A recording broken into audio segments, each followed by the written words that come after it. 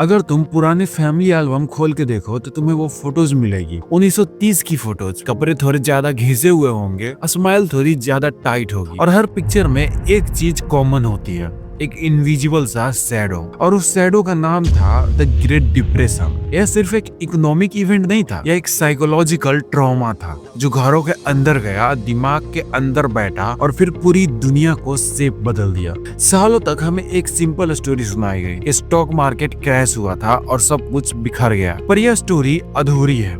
सच यह है कि क्रैश कॉज नहीं था, वह सिर्फ पहला डोमिनो था। उसके बाद जो आया वह एक कैटास्ट्रोफिक चेन रिएक्शन था, फियर का, फील्ड सिस्टम का और मैसिव ह्यूमन सफरिंग का। इसी चेन रिएक्शन ने डेमोक्रेसीज को गिरा दिया और दुनिया को वार के रास्ते पर ढकेल दिया। आज हम इसी डोमिनो इफेक्ट को ट्रेस करने वाले हैं। मिथ से आगे जाकर देखेंगे कि कैसे एक डिकेड का बूम, कुछ दिन का पैनिक और कुछ फैटल डिसीजन 20th सेंचुरी का डिफाइनिंग कैटास्ट्रोफी बन गया।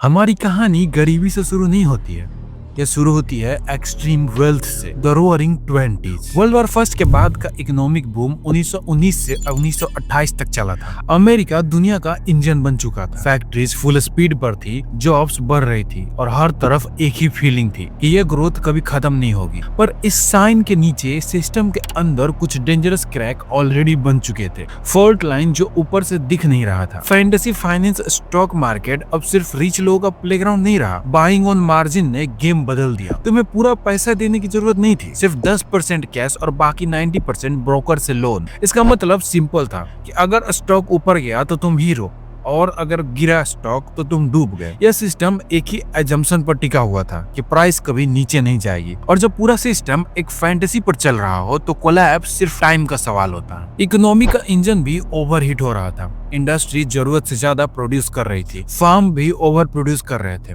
लेट 1920s तक मार्केट सैचुरेटेड हो चुकी थी। गुड्स ज्यादा थे पर वर्कर की वेज इतनी नहीं बढ़ी कि वो सब खरीद पाए। और अमेरिकन एग्रीकल्चर वो तो पूरे डिकेड्स में ही डिप्रेशन में थे। लो प्राइसेस, हाई डेप्थ और कोई सेफ्टी नेट नहीं।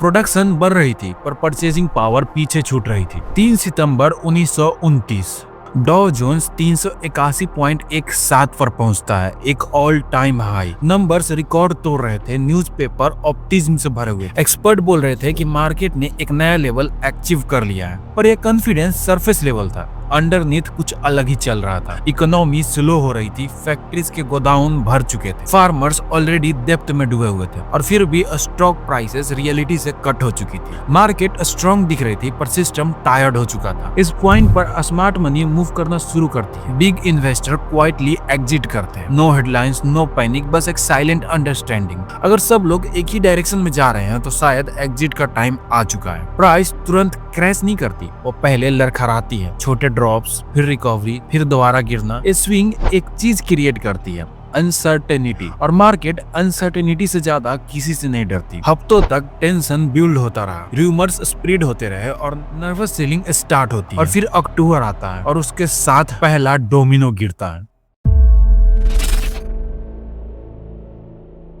24 अक्टूबर 1929 वॉल स्ट्रीट पर एक अजीब सी खामोशी के बाद अचानक शोर फैल गया।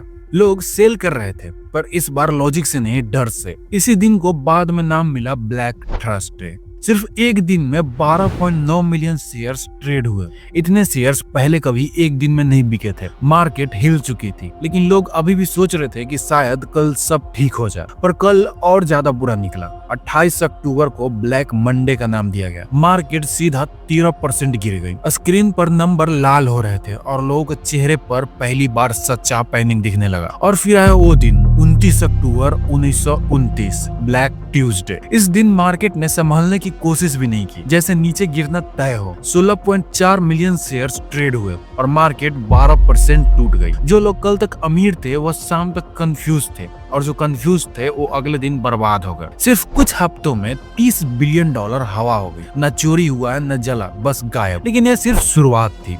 असली तबाही अब आना शुरू हुआ था। डर स्टॉक में नहीं रुका, डर बैंक तक पहुंच गया। लोग सोचने लगे कि हमारे पैसे सेफ है ना। प्रॉब्लम यह थी कि बैंक तुम्हारे पैसे लॉकर में रखते ही नहीं थे। वो पैसा लोन में लगा होता था, इन्वेस्टमेंट में फंसा होता था। बैंक के पास सिर्फ थोड़ा सा कैश होता था और जब तक लोग एक साथ मांग न ले तब तक सब सही था। पर जब डर फैलता है तो लोग लाइन में नहीं लगते हैं, वो भागते हैं। 1930 से 1932 के बीच 3000 से ज्यादा बैंक्स बंद हो गए। लोग सुबह अपनी सेविंग्स लेने आए और शाम तक उनका बैंक ही एग्जिस्ट नहीं करता था। जिंदगी भर की कमाई सिर्फ एक दिन में जीरो। और जब पैसा खत्म होता है तो नौकरियां भी खत्म होती है। 1929 में अनएम्प्लॉयमेंट सिर्फ 3.2% थी। 3 साल बाद यह नंबर 25% के आसपास पहुंच गया। हर 4 में से एक आदमी बेरोजगार हो गया। यह सिर्फ स्टैटिक्स नहीं थे, यह ब्रेडलाइंस थी, यह घर छिन जाने की कहानियां थी। 7.5 लाख फार्म सीज हो गए। किसान जो खुद अनाज उगाता था वो खाना मांग कर खा रहे थे। और इन सब के बीच व्हाइट हाउस में हर्बर्ट हूवर खड़े थे,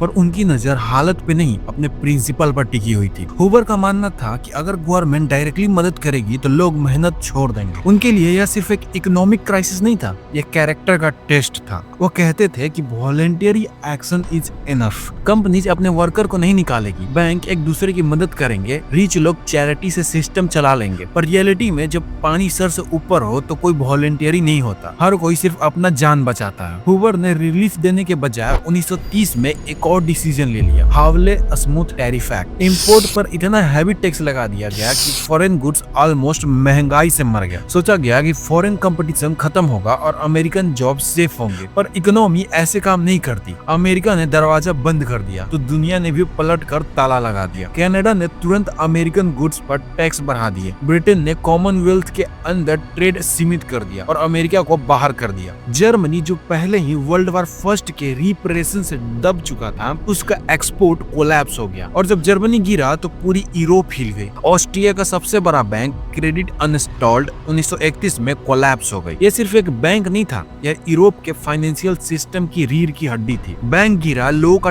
ट्रस्ट गिरा और यूरोप में भी बैंक रन शुरू हो गया। ब्रिटेन तक को अपनी करेंसी गोल्ड स्टैंडर्ड छोड़नी पड़ी। पाउंड्स वीक हो गया, ट्रेड और स्लो हो गया। लैटिन अमेरिका में हालत और भी खराब थी। ब्राजील कॉफी एक्सपोर्ट करता था, पर जब बायर्स ही नहीं रहे तो गवर्नमेंट ने कॉफी की बोरी को जला दिया, सिर्फ इसलिए ताकि प्राइस और ना गिरे। ऑस्ट्रेलिया में अनएम्प्लॉयमेंट 30% के पास पहुंच गया। जापान में एक्सपोर्ट गिर गए, फैक्ट्रीज बंद हुई और इकोनॉमी को जिंदा रखने के लिए गवर्नमेंट ने मिलिटराइजेशन को पुश करना शुरू कर दिया। और इस तरह एक अमेरिकन स्टॉक मार्केट क्रैश एक ग्लोबल चेन रिएक्शन बन चुका था। ट्रेड रुक चुका था, करेंसी गिर रही थी और गवर्नमेंट डेस्परेट हो रही थी। एक क्रैश अब सिर्फ पैसन का नहीं था, ये आइडियोलॉजी, गवर्नमेंट्स और फ्यूचर डिसीजन को शेप कर रहा था। और सबसे खतरनाक बात, इस मूवमेंट पर किसी के पास रोड मैप नहीं था, न अमेरिका के पास, न यूरोप के पास, न दुनिया के पास। क्राइसिस अब रुक नहीं रही थी, यह नया नॉर्मल बन रही थी।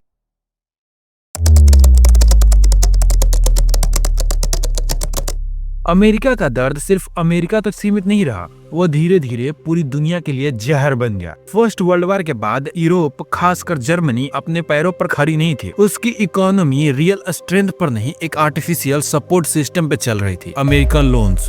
डावेस प्लान के थ्रू अमेरिका से पैसे जर्मनी जा रहा था। जर्मनी उन पैसों से अपनी फैक्ट्री चला रहा था और अपनी इकोनॉमी को सांसें दे रहा था और साथ ही वार रिपरेशन को भी पे कर रहा था। यह एक फ्रजाइल बैलेंस था और जब वॉल स्ट्रीट गिरा तो यह बैलेंस एक ही झटके में टूट गया। अमेरिका ने एक डिसीजन लिया, पैसा वापस बुला लिया। लोन्स ओवरनाइट कॉल बैक हो गए और जर्मनी के पास न टाइम था न बैकअप था, सिर्फ एक ही रिएक्शन था, कोलैप्स। इकोनॉमी फ्लैटलाइन हो गई, फैक्ट्रीज बंद होने लगी, बैंक कोलैप्स होने लगे और सबसे पहले जो अनएम्प्लॉयमेंट 30% पहुंच चुका था, लगभग 60 लाख लोग बिना किसी काम के थे। स्ट्रीट पर भूख थी, घरों में फ्रस्ट्रेशन था और दिमाग में एक सवाल था कि इसका जिम्मेदार कौन है। हिस्ट्री का एक ब्रूटल रूल है कि जब भूख लंबी हो जाती है तो लोग सॉल्यूशन नहीं, दुश्मन ढूंढने लगते हैं।